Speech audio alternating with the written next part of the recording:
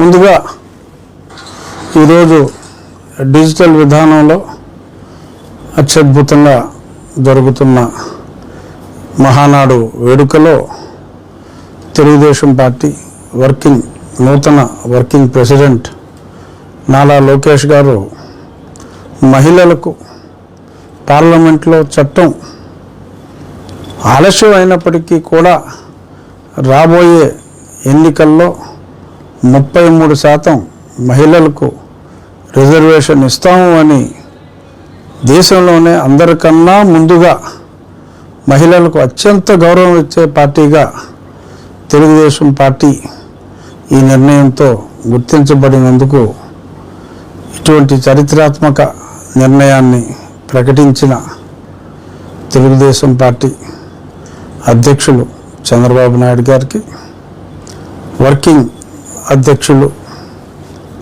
నారా లోకేష్ గారికి ఈ సందర్భంగా నా హృదయపూర్వక అభినందనలు తెలియజేస్తున్నాను. ఖచ్చితంగా ఇది చరిత్రాత్మక నిర్ణయం. మహిళలందరూ ఆశీర్వదించాలి అని మనస్ఫూర్తిగా కోరుకుంటూ, ఇక ఈ ప్రెస్ మీట్కి ముఖ్య కారణం ఏంటంటే, ఈరోజు ఉదయం సుప్రీంకోర్టులో మా లాయర్ గారు సుయోధన్ గారు మెన్షన్ చేశారు. అతను జల శ్రావణ్ కుమార్ హైకోర్టులో అతను ఓడిపోయిన పిటిషన్లు కొట్టివేసిన వాటి గురించి సబ్మిట్ చేయకుండా, ఆ తీర్పు ప్రతుల్ని ఇవ్వకుండా ఒక పిల్లు గురించే మాట్లాడి, తనకు తానుగా విత్డ్రా చేసుకున్న పిల్లు గురించే మాట్లాడి, ఆ సబ్సిక్వెంట్గా ఉన్న 2 రిట్ పిటిషన్స్లోని ఆర్డర్లను సబ్మిట్ చేయలేదు. తర్వాత మనం ఫైల్ చేసాక కూడా ఒక ఆర్డరే సబ్మిట్ చేసి ఇంకొక ఆర్డర్ను కూడా అతను దాచిపెట్టాడు అని చెప్పి ఎర్లీగా విచారణకి తీసుకోవాలి అని కోరినప్పుడు, జల శ్రావణ్ కుమార్ తరపున వేరే లాయర్ని అతను ఎంగేజ్ చేశాడు. ఇతను పెద్ద కాబట్టి వేరే లాయర్ని ఎంగేజ్ చేయడం జరిగింది. అతను వెకేషన్లో నేను ఉండటం లేదు, ప్రభుత్వం ఇంకా కౌంటర్ ఫైల్ చేయాలి, ప్రభుత్వం కౌంటర్ హైకోర్టులో ఫైల్ చేసినవన్నీ ఉన్నాయి, అయినప్పటికీ ఇక్కడ కూడా ఫైల్ చేయవలసిన ఫార్మాలిటీ ఉన్నప్పటికీ అంతగా పట్టించుకోవాల్సిన అవసరం లేదు, కానీ ప్రభుత్వం ఇంకా ఫైల్ చేయవలసిన అవసరం ఉంది అని అతను మాట్లాడితే, దాంతోపాటు ఇతను సైడ్ నుంచి అది ప్రభుత్వ భూమి అన్నాడు. అసలు ప్రభుత్వ భూమిలో కట్టకూడదు అని కాదు, అక్కడ ఉన్నది పబ్లిక్ ప్లేస్లో, పబ్లిక్ పార్కులో, పబ్లిక్ రోడ్ల మీద ఉండకూడదని ఉంది. గుడి పోరంబోకు అది ప్రభుత్వం ఎప్పుడో గుడికి బ్రిటిష్ పరిపాలన కాలంలోనే అక్కడ గుడి పోరంబోకు ఉన్న భూమి, ఎటువంటి కన్ఫ్యూజన్ లేదు.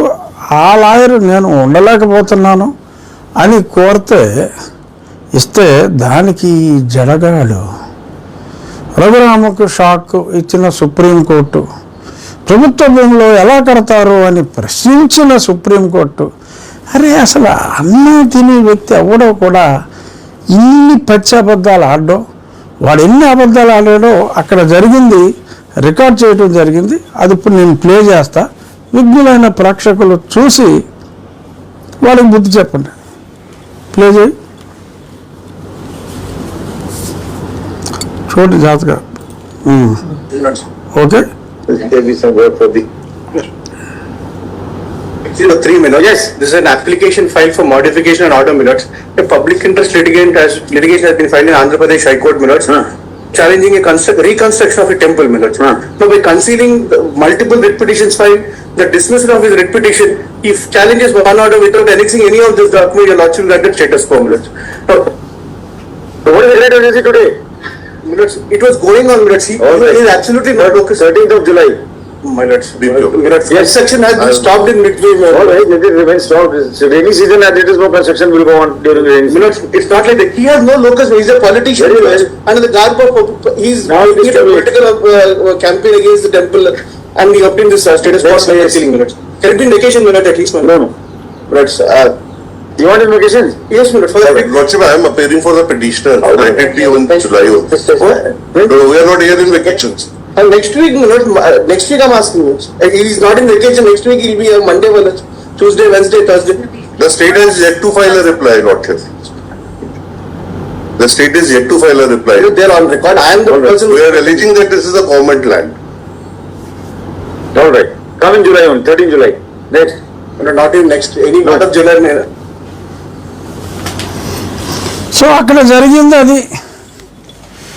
వాళ్ళ తరపు లాయర్లు వేసి ఆ కోర్టు వెకేషన్లో ఇవ్వడానికి సిద్ధంగా ఉంటే వెకేషన్లో నేను ఉండట్లేదు అని అంటే, సరే ఎలాగో వర్షాకాలంలో పెద్దగా కట్టేది ఏముంటుంది, ఇబ్బంది ఏముంటుందని చెప్పి వారు కోర్టు తెరిచే మొట్టమొదటి రోజు జూలై 13 సెలవుల అనంతరం ఆ తారీఖు వేయటం జరిగింది. దానికి వీడాడి వెబ్సైట్లో వేసుకుని ఇష్టం వచ్చినట్టుగా మాట్లాడితే, అంటే సన్మానాలు చేస్తున్నారు అతనికి, ఆ సన్మానాలు చేయించుకోవటం కోసం ఇలాగా అబద్ధాలు ఆడుతూ ఖచ్చితంగా ఇంకొక 5-6 వారాలు చక్కగా సన్మానాలు చేయించుకునే అవకాశం ఉంది. ఈలోపే ఏం చేసుకున్నా చేసుకోండి. ఆ తర్వాత ఉండేవన్నీ అవమానాలే. ఇక దీని వలన ఆలయ నిర్మాణానికి ఒక్కరోజు కూడా ఆలస్యం కాదు. ఎందుకంటే అవ్వాల్సిన పునాదులు అయిపోయినాయి. ఇప్పుడు పని జరిగేది మైన్ దగ్గర. డిజైన్ ప్రకారం ఆ రాళ్ళు తీర్చిదిద్దటం, ఆ పిట్ హెడ్ ఆ మైన్ దగ్గరే అది జరుగుతుంది.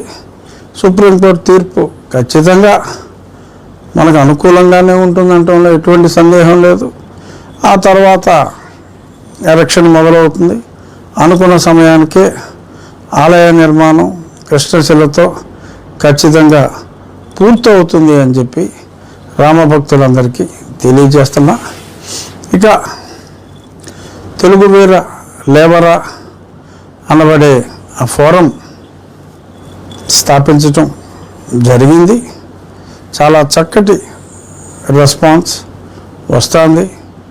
ఎంతోమంది న్యాయవాదులు చాలా చోట్ల, ప్రతి జిల్లాలో కూడా అక్కడ ఎటువంటి లీగల్ హెల్ప్ కావాలన్నా ఆర్థిక అపేక్ష లేకుండా కావాల్సిన న్యాయ సహాయం కావాల్సిన వారికి సహాయం చేయటానికి ముందుకు వస్తున్నారు. వాళ్ళందరికీ కూడా మీడియా ముఖంగా నా హృదయపూర్వక ధన్యవాదాలు తెలియచేస్తూ, ఒక ఫార్మెట్, ఈ మైకుల న్యూసెన్స్ గురించి ఒక ఫార్మెట్ తయారు చేశాం. దాన్ని నా ఫేస్బుక్లో, ట్విట్టర్లో, ఇన్స్టాలో, అలాగే తెలుగు వీర లేవరా అఫీషియల్ వెబ్సైట్ కూడా 1-2 రోజుల్లో ప్రారంభించడం జరుగుతుంది. అందులో ఈ పర్టికులర్ ఫార్మాట్ని అందులో కూడా లోడ్ చేస్తాం. ఇప్పుడు జస్ట్ చూపిస్తా, లోడ్ అవుతుంది ఒక హాఫ్ అన్ అవర్లో.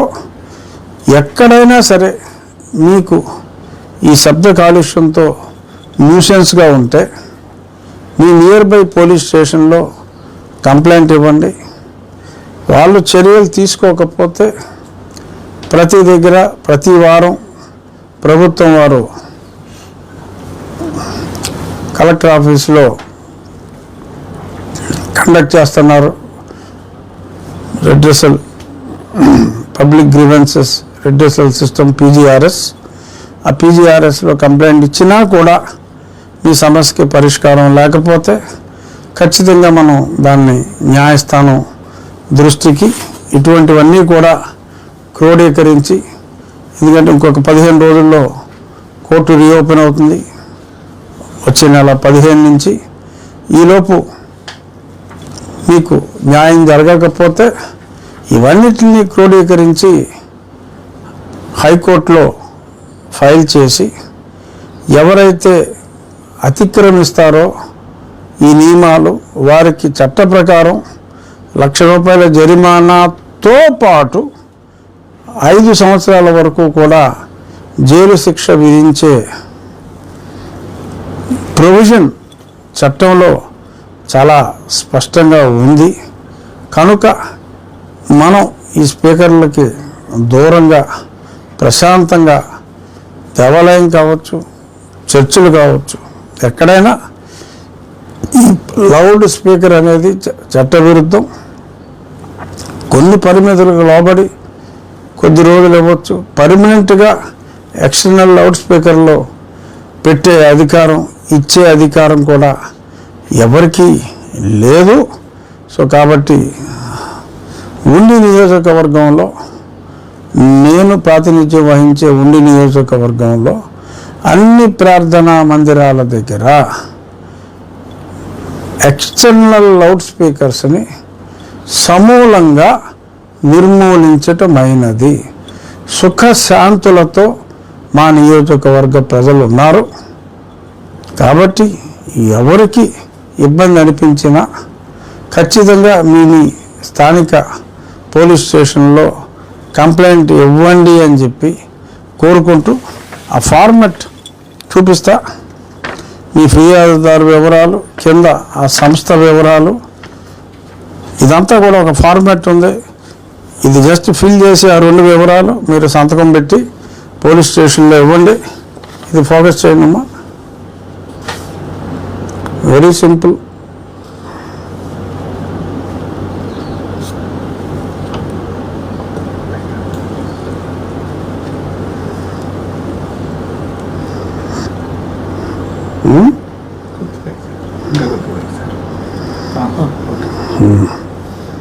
ఓకే, ఇది ఎలాగో నేను చూపెడతా. సో అది డౌన్లోడ్ చేసుకుని కంప్లైంట్ ఇవ్వండి.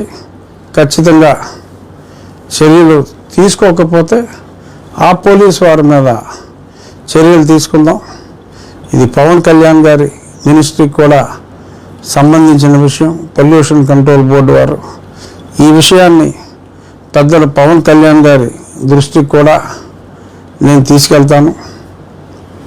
గత 2 రోజులుగా మనం చూస్తున్నాం, ఆయన సర్జరీ అయిన తరువాత రెట్టించిన ఉత్సాహంతో పర్యావరణాన్ని ఎలా పరిరక్షించాలి, ఆ కాలువల మీద ఉన్న ఆక్రమణలు కానీ, ఆ కాలువల్లోకి డ్రైన్లు కలిసిపోవటం మీద ఆయన స్పందిస్తున్న తీరు అత్యంత ప్రశంసనీయం. ఈ విషయాన్ని కూడా ఆ పొల్యూషన్ శాఖకు సంబంధించిన అమాత్యులు కాబట్టి వారి దృష్టికి కూడా నేను దీన్ని తీసుకువెళ్తాను. ఖచ్చితంగా ఈ శబ్ద కాలుష్యం బారి నుంచి ప్రజలకు రక్షణ కలిగించాలన్నదే తెలుగు వీర లేవర ధ్యేయం. ఇలా కొన్ని సమస్యల్ని తీసుకొని రాజ్యాంగబద్ధంగా ఉన్నవి, చట్టబద్ధంగా ఉన్నప్పటికీ కూడా పరిష్కారం లేకుండా మనకెందుకులే అని ఓట్ల రాజకీయం కోసం వదిలేస్తున్న అంశాలు, ప్రజాకంటకంగా మారిన అంశాలని తీసుకొని న్యాయం చేకూర్చడానికే ఈ తెలుగు వీర లేవర అనే ఈ సంస్థ ముఖ్య ఉద్దేశం.